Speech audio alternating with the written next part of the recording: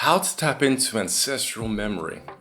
Hi there guys, it's Megan Ryan, JC Ryan, James Crawford. In today's video, we're going to be exploring your potential as it pertains to ancestral memory. Now you've probably heard of this before. It's simply the act of figuring out the fact that you're already capable of achieving things to specific feats without you having had prior experience and or lessons on the subject.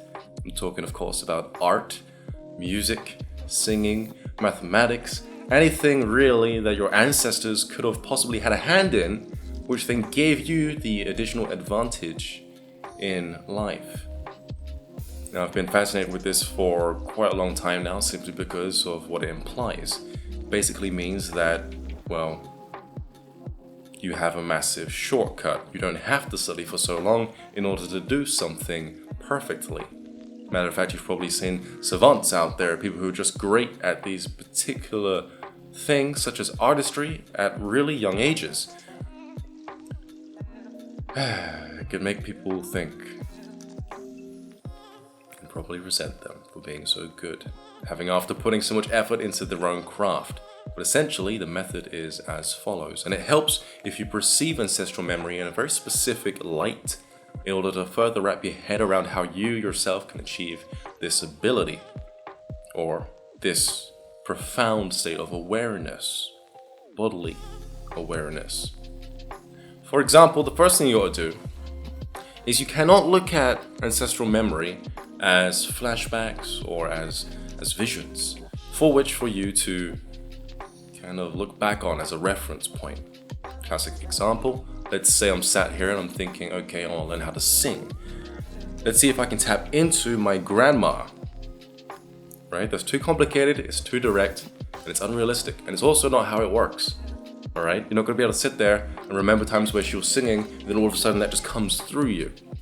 This way is actually much easier, the way I'm about to teach you. So what you got to do is, you have to look at it instead in terms of evolution. You see, it's literally been proven that if, let's say, your mom or your dad fought a bear or lived a very stressful life where they had to fight animals in their environment, that they'll become musclier, they'll become stronger, they'll become faster, and more able to think through these types of hazardous situations. It has been proven that our ancestors that lived in those harsh environments gave birth to offspring that were more capable of fending off these attackers, be that tigers, hippos, and other things that could rip your face off. And so, the reason for this is quite simple. It's because of neuroplasticity. Every time you do something, every time you make a decision or you learn something, like you pick up a guitar, you change the way that your brain is literally wired. I'm not just saying this because it sounds fancy. I mean this literally. You create a new neurosynapse in the brain that helps the body fire off specific electrons and neurons so that you can actually move your fingers in a certain pattern or run at specific speeds. You simply have to present to your imagination an image of what you want and then try or watch something. This goes back into what I was saying earlier, putting a lot of hard work into your craft in order to give your subconscious mind a reference point as to what it is that you're trying to achieve. And then your brain will start to wire itself together and you'll start to play things in a specific way, eventually to perfection. Okay? So, although you might not have this genetic advantage of being good at everything because your ancestors have been, that doesn't mean that you can't learn it and then pass it on to your kids. Because in the same way that children back in those times were able to run away from the predators because their parents lived in those situations,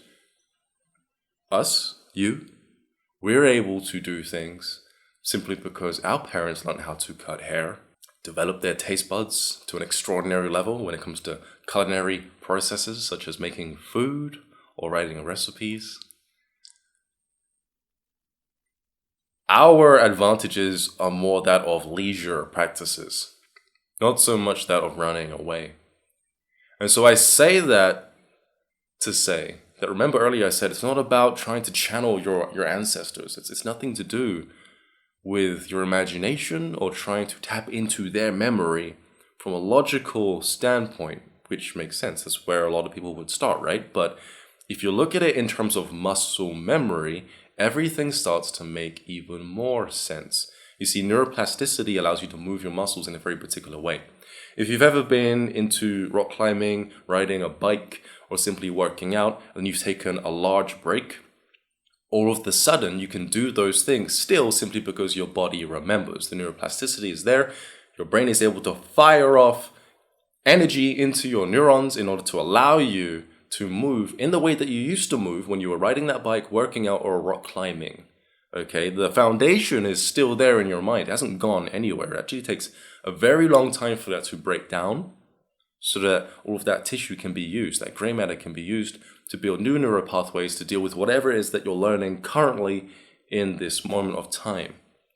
All right, you're basically adapting to your current day situation. That's not to say that that always happens.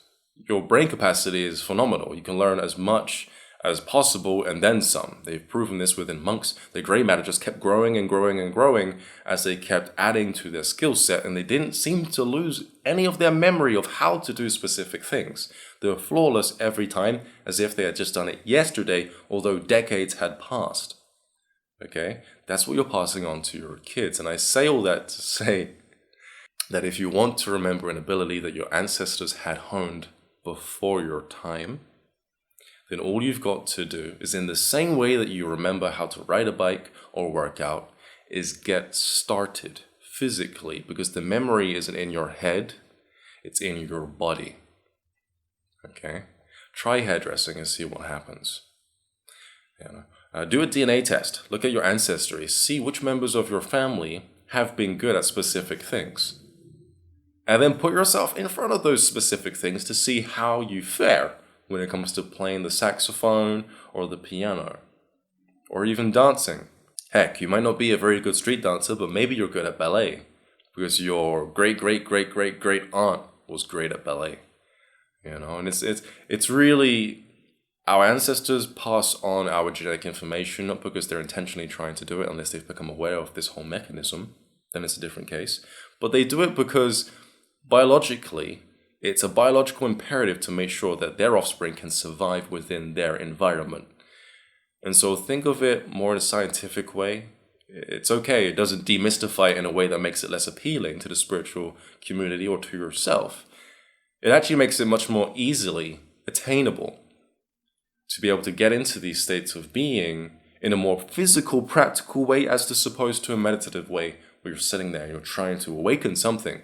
Most awakenings happen in the moment. You've seen it on Marvel movies, DC movies, any movie where they show someone awakening a superpower. It's because they're put into a specific situation that require them to exercise some type of mental and then physical action. Obi-Wan Kenobi, reaching for the lightsaber, all of a sudden the abilities awaken, because he's of that bloodline. Star Wars. You don't know how well you could do in a situation until you're forced to try. So look at it more like a physical thing. I just really want to drive that home. It takes the pressure off of you too, because then you realize that you don't have to sit there and bend your mind in these really abstract metaphysical ways. It's actually much more grounded in reality. It's in your body. So that's where you start. And you know what? It actually isn't that important that you know which member of your family the ability came from. You can just walk into a flea market, or a music store that has secondhand goods and just place yourself in front of each instrument and just see what feels natural to you. See what feels natural to you in sense of what you're drawn to, right? And then you realize you're good at all this other stuff. Yeah, at that point you don't have to know. But if you want to do a bit of research, a little background check on your family history, you can do so. I'd actually recommend it. You can do this by looking at Ancestry.com. I think that's the UK website if you want to get your blood tested. That's where I got mine tested. I'm partly Kenyan, in fact. 1% Asian. It's pretty cool. They can really show you what your body's made out of. Alright, and so that's going to be about it for this video, guys. I'm Ryan JC, Ryan James Cropper. Subscribe to my YouTube channel for more videos like this, and don't forget to hit that bell notification if you want to be notified of when I next post a video. Check out ryancropper.com if you want to speak to me for whatever reason. I am a life coach, and I'll see you all pretty soon. Take care. Peace.